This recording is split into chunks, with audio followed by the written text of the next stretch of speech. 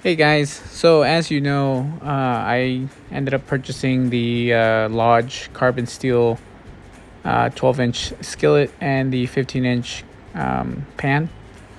And this morning we had some tamales that my sister had made, so my wife likes them deep fried. If you guys have never tried a deep fried like tamales, you guys should try them.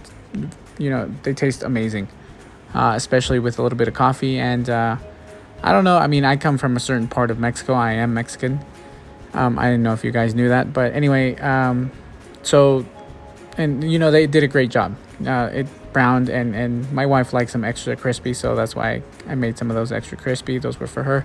But anyway, in some parts of Mexico, deep frying them and then putting them in a kind of like a bread, like a sandwich bread, almost. I mean, it's if we call it a bolillo, and it's just a small, you know, I guess you could say sandwich bread.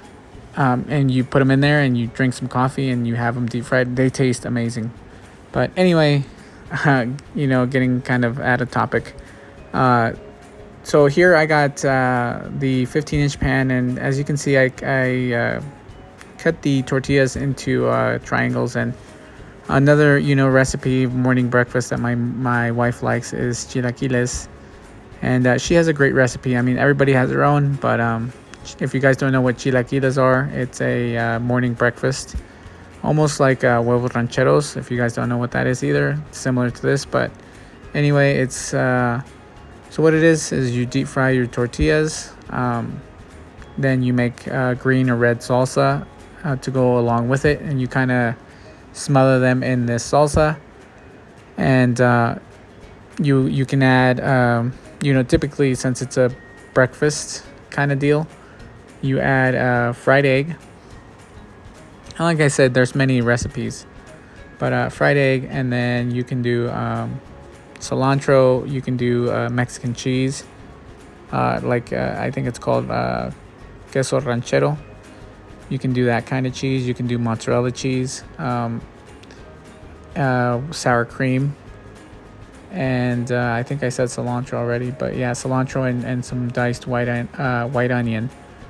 And usually you guys, usually people eat this for breakfast, especially for a hangover. Not that I drink, not that my wife drinks, but very common to be for a hangover cure. But anyway, so yeah, I'm helping my wife make the tortillas, so a good excuse to use the 15-inch pan, and it's doing a great job. Not much to complain about. I've read some reviews about the pan's warping. I noticed that the 15-inch did warp a little, but I mean, once it cooled down, it went back to its normal, kind of like normal flat. It didn't, because it pushed up from the center.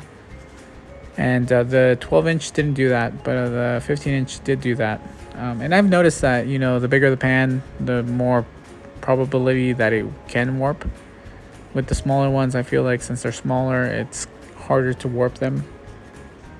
But like I said, it's doing a great job. And then I'm doing breakfast for my kiddos, which is pancakes, chocolate chip, and on the 12-inch. Excuse me. And it's doing a great job too. I'm very happy with it. The first couple kind of stuck. I didn't let the pan or the skillet, I'm sorry, get up to temperature. It was a little cold before, and I threw in the batter and it wasn't ready. I was a little impatient. But once it got to a good temperature, and then I started going at it, it worked fine.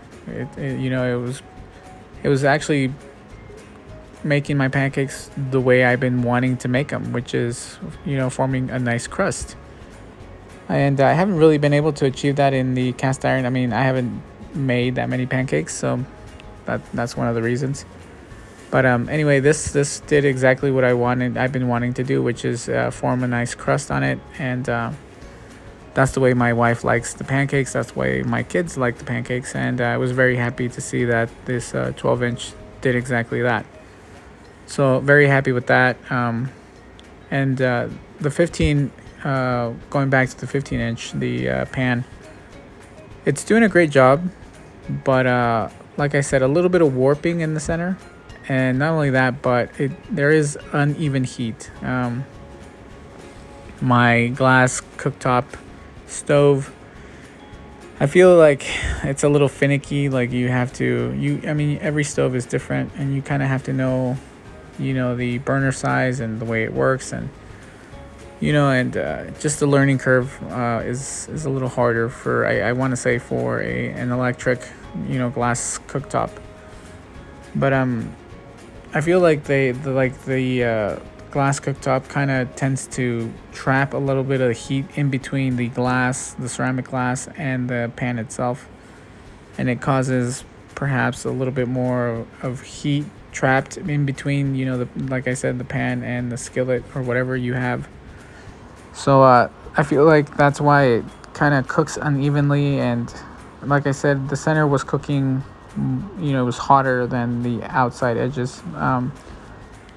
The burner that I have it on is it's the biggest one I have, so that's why I put it on that one. And it's a quick boil, so I didn't set it to an extremely high temperature, because it does get hot pretty quick, and it's almost kind of uncontrollable. So I tend to use a low heat setting on that side. But I mean, once I kind of got the hang of it, I started noticing, like I said, that the center was starting to cook quicker. I was taking those out before the outside ones. And but like I said, not much to complain about. It's doing a great job. The only thing that I did talk about in the beginning in the unboxing was their seasoning. I did a little bit of seasoning before this, and I feel like I need some more instructions on seasoning carbon steel, because I'm not happy with the way the seasoning is doing on this one, on these carbon steels. I feel like their cast iron lodges, cast iron does a lot better in accepting new seasoning, and I feel like this one didn't really want to accept it.